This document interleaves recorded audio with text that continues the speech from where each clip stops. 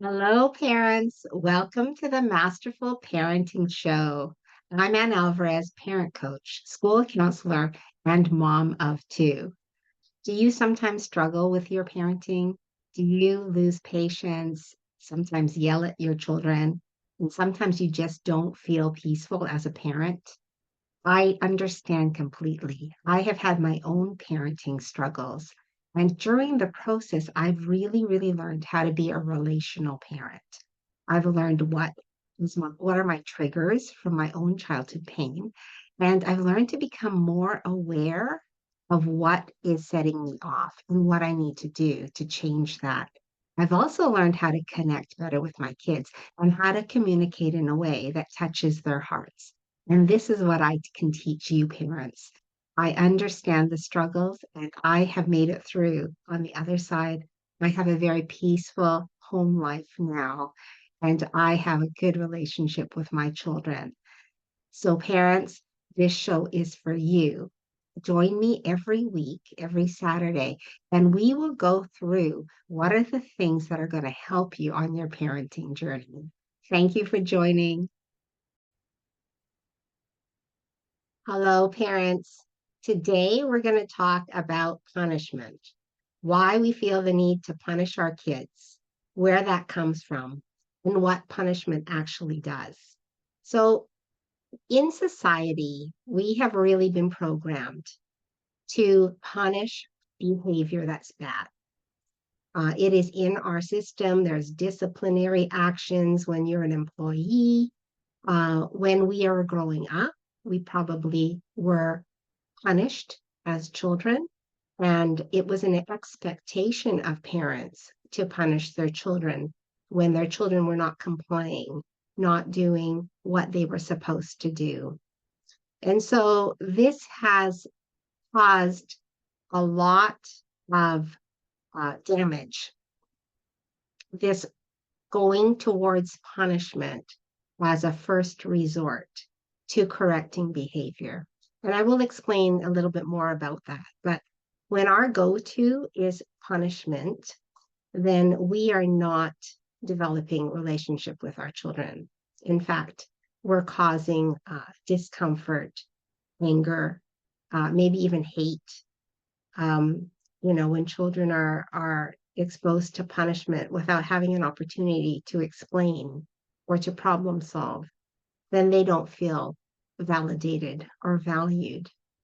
And I will tell you, in my years of being a school counselor, over 15 years, I have had the opportunity to talk to many teenagers about their experiences with punishment.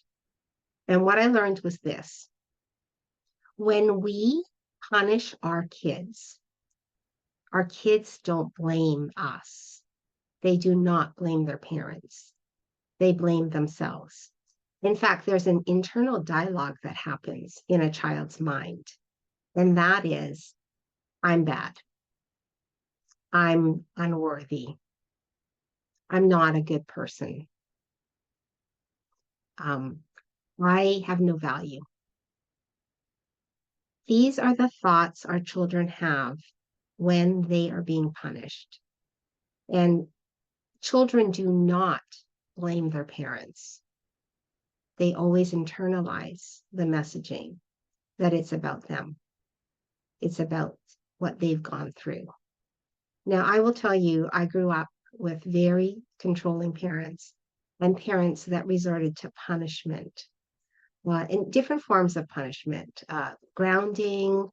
Um, my mom would give me the silent treatment and not talk to me. Uh, Sometimes things were taken away. Uh, Definitely there was yelling. My brother and I were both yelled at. And it was like manipulation in parenting. It was bullying behavior in my childhood. And I realized as an adult that actually that's not healthy. If we're going to model healthy behavior with our children, then we cannot resort to manipulative measures to get our children to comply, to do things that we want them to do. And part of it is punishment can be very manipulating, right? Because we're saying, you have to do this or else I'm taking this privilege away.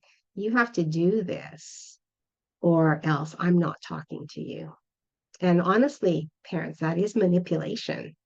There is a better way that will foster confidence, problem solving, and better connection with our kids. If our go to is punishment, our kids suffer. They don't feel validated. They don't have confidence. They feel unworthy.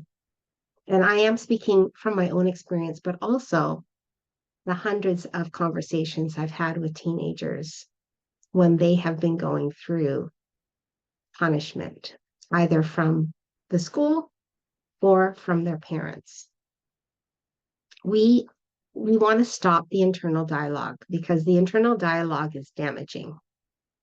It's damaging to their self-concept, their self-esteem. And they take on this identity of not being good enough, not being worthy, not not good because they've made mistakes, not being allowed to make mistakes. So then there's fear, wanting to always do the right thing, because if I don't do the right thing, I'm going to be punished. So, parents, I'm going to tell you, that is conditional love.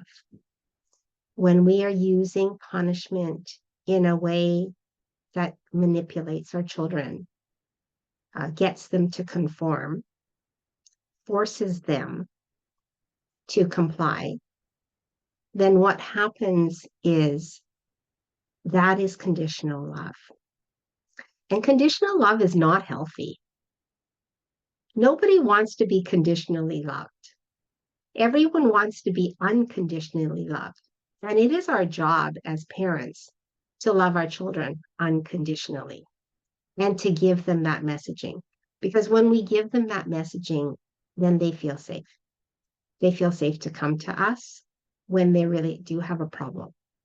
But if we're resorting to punishment and conditional love, they will not open up about what is really in their hearts and the struggles that they go through. So we have to really be thoughtful about how we're using punishment. Okay. And I'm going to tell you, I'm not a believer in punishment. I don't punish my children. I'm a relational parent and I use my relationship with them to get them to comply. And I ask them questions. Okay. So when we have a strong relationship with our children, then our children want to hear what we have to say. Because why? Because they feel our unconditional love. They know they can make a mistake. They're going to still be loved. They know that they may have a problem that they don't know how to solve. But if they go to mom and dad, they're going to get support and not be punished. They know that their parents love them unconditionally. And that is so powerful, to be loved unconditionally. Imagine that. I didn't feel that. I was not loved unconditionally. But I know when we do love our children unconditionally, we are fostering strong, confident young people. And I can say that from my own experience as a mom. Because I turned things around from the way I was brought up as a kid, and I decided I'm going to be a relational parent and I'm going to foster healthy relationships with my children. Doing that has resulted in my children being very confident. They have confidence I did not have as a child. And even in my early adult life, I did not have this confidence that they have. And that is the power of relational parenting, is we give them confidence because we love them unconditionally. And we're not trying to manipulate them into doing things because we want them to do things, because we're trying to control them. because that is not healthy. It's not healthy to be controlled. Nobody wants to be controlled. Nobody wants to be controlled by their spouse. Nobody wants to be controlled by their boss. Nobody wants to be controlled. And our children are the same. They do not want to be controlled. They want to be valued. They want their opinions to matter. They want us to be relational with them. That is really, truly the power. Okay, so when our children are doing something bad or have done something bad, what are the alternatives to punishment? Okay, I'm gonna list a few things that I've done that I think has been good. So the one thing I do is I have a conversation with my boys. I ask them, so you got mad yesterday and you yelled and you swore. How come? What was going on?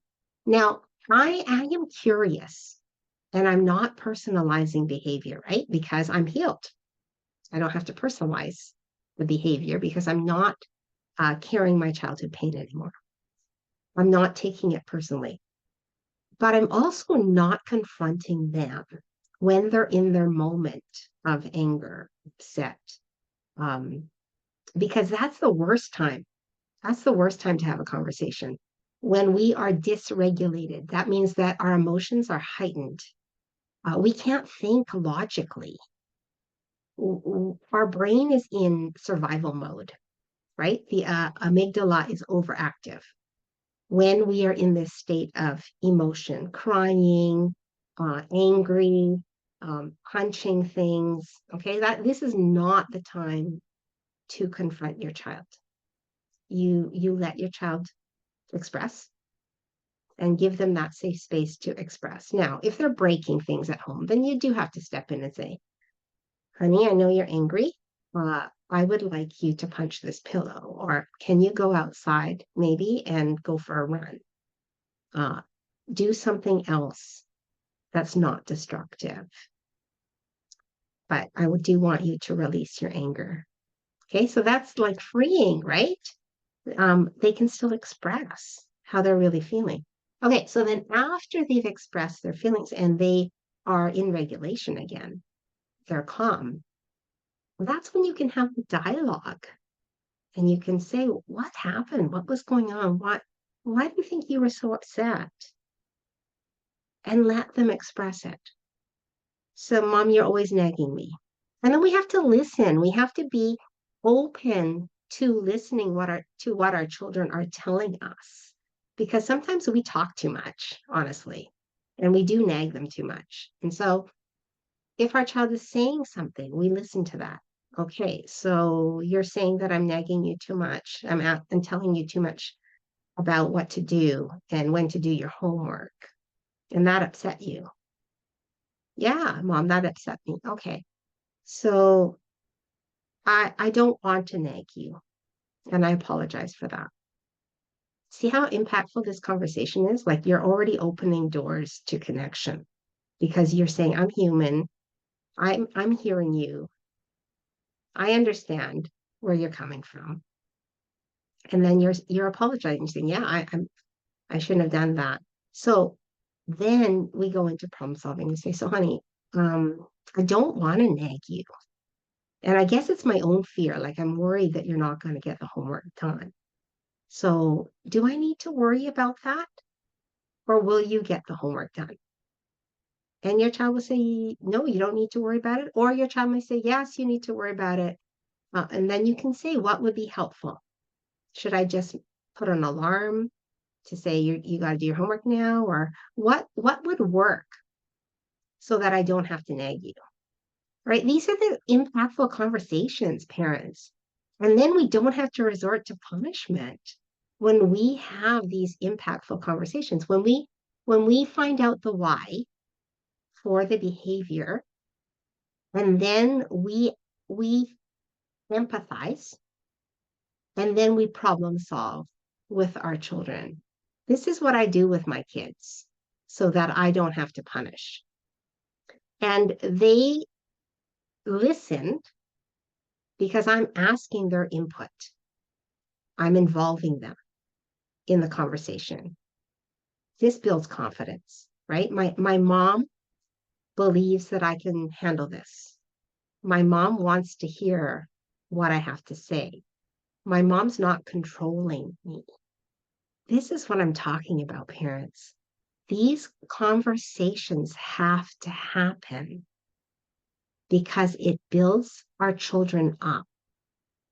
Punishment damages them.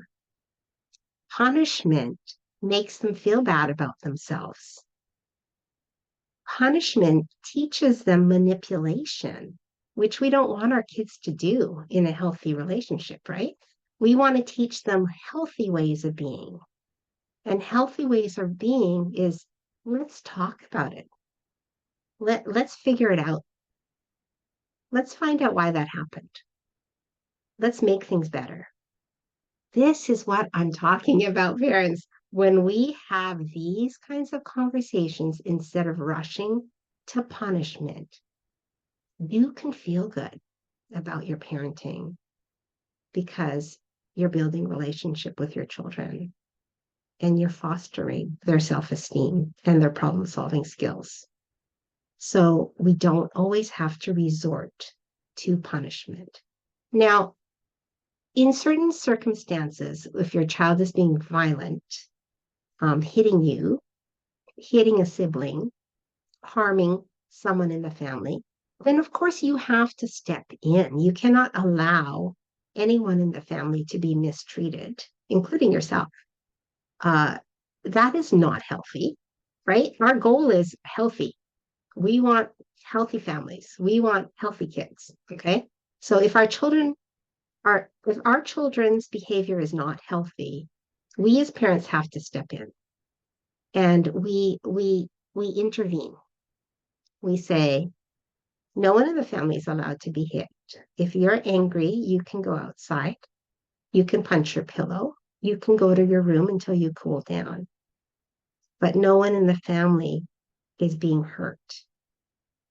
Okay? And you have to have a boundary about that. Then, after your child has calmed down, then you can have the conversation. Honey, you are really upset. So let's talk about it. What was going on? How come? Right? This is what I'm talking about, parents.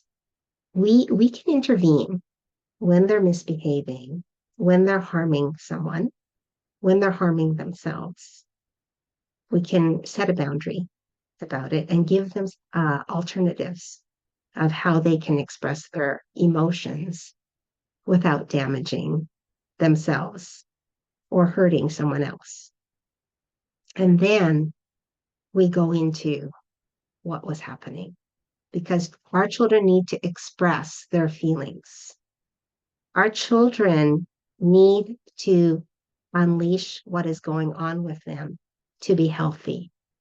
If we do not address our feelings and we bottle it up inside, that actually does damage to us as adults, can lead to depression, mental health issues, being unconfident because nobody heard my feelings, nobody cared, right? That was the messaging that maybe you got as a kid, that your opinion doesn't matter, that you were seen and not heard. But we don't want to repeat that with our kids. We want to teach our kids how to be healthy. We want to teach our kids, express your emotions. And then we don't have to punish. We don't have to take things away. So the issue too, with a lot of parents have problems with the phone or technology. So you have to know your child. If your child is doing something unsafe online or doing something inappropriate with their phone, like taking nude pictures of themselves or things like that, then you need to have a conversation with your child about it. first before you take away the technology, before you take away the phone. Because if you resort to taking it away right away, then you are damaging a relationship and you're not giving your child an opportunity to problem solve this, to figure this out. This is conditional love again, right? Not unconditional love. We want our children to know you can make a mistake. I'm still going to love you. And we're going to have a conversation about this, okay? Because I'm worried. And it's okay to tell your children when you're worried about them. They need to know that because that shows love, right? So you say to your child, I found something on your phone, some pictures of you. You were not dressed properly. You were showing nudity. And I'm concerned about that, honey. Can you tell me more about it? Like why you did that? What happened? What were you thinking? And let your child express, okay, without judgment. Okay, the key is without judgment. Okay. I know there's going to be fear, but we have to stifle our apparent fear. Or we have to give the message we can handle it. Whatever you tell me, I can handle it. Whatever you've done, we can resolve, we can move forward, and we can get better. Okay. And I'm going to help you with that. That is the messaging of a strong parent, right? We still have boundaries, but we're allowing our children to make mistakes and inviting them into the problem solving. So when our child has done something like that, and I do believe in giving them a chance if they've made a mistake, giving them a chance to do better, but always having that conversation. Remember, honey, we talked about using your phone appropriately and the dangers of having nude photos on your phone, why it's a problem. Do you remember we talked about that? Okay, so what do you think? Do you think you can stop this kind of behavior? Do you think that you can control yourself or make better decisions? Because I want you to make good decisions, honey. I don't want you to make decisions that are going to compromise your safety or something that you're going to be embarrassed about down the road. I want you always to be thoughtful of that because I love you and I want you to feel good and I want you to feel safe. Do you see how that kind of conversation is going to touch your child's heart instead of you were bad. I saw your photos. I'm taking your phone away. Right? Is a teenager going to listen to that? Is a teenager going to hear that? Or is the teenager going to say, I'm not safe with my mom. I'm not safe with my dad. I don't want to tell them anything anymore. So when we do the conversation, the impactful conversation, always showing care and love, always expressing concern, always expressing their ability to make good decisions. When we give that messaging, that brings our children closer to us. And then we don't have to resort to punishment. I want you to try it, parents. I know that it has worked for me in my parenting life. And my children, I have not had to punish. Maybe when they were really, really little, I did a little timeout, because I didn't know this relational parenting as well. And I think toddlers, it's a little bit trickier because you can't have impactful conversations. But as your kids are growing up, I want you to try to communicate what your concern is. Ask the question. What was going on? Why? What's happening? And let your child speak openly without judgment. And then invite problem solving. And when you follow this method, you don't have to resort to punishment.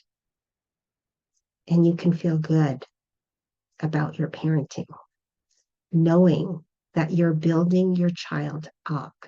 You're building their self-esteem. and you're building their problem solving. So that is what we want. We want our children to be confident and be able to problem solve when they get themselves in trouble. Hope this message helps. If it has blessed you or changed you in any way, please stay tuned for more of the Masterful Parenting Show. And I have a YouTube channel, a podcast, Masterful Parenting, and I also have a course on Teachable and a coaching package. So parents, if you want some more support, then you can message me, reach out. I am so happy to work with parents and to help parents to learn relational parenting. Thank you, parents. Take care. You know I love you. All the best.